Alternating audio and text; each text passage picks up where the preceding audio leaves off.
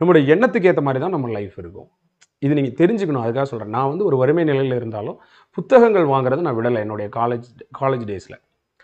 ஒரு 5 வருஷம் நான் பிகாம், எம்காம் படிக்கும்போது, டெய்லி என்ன பண்ணுவேன்னா, பஸ் ஏறும்போது ஒரு துக்ளக் புத்தகம் எங்க அப்பா ரூ. 7 பஸ்ஸுக்கு தருவாங்க. 7 7 14 பஸ்ஸுக்கு. ரூ. 20 தருவாங்க. ரூ. 6 எனக்கு மிச்சம் இருக்கும்.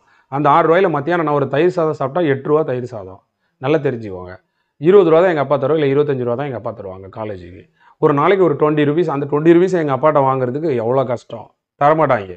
அப்படியே பார்த்துட்டே இருப்பாங்க. காலையிலேயே ரூ. 20 கேட்குறானே அப்படிங்கிற மாரியே பார்க்கும் எங்க அப்பா. எனக்கு கஷ்டமா இருக்கும்.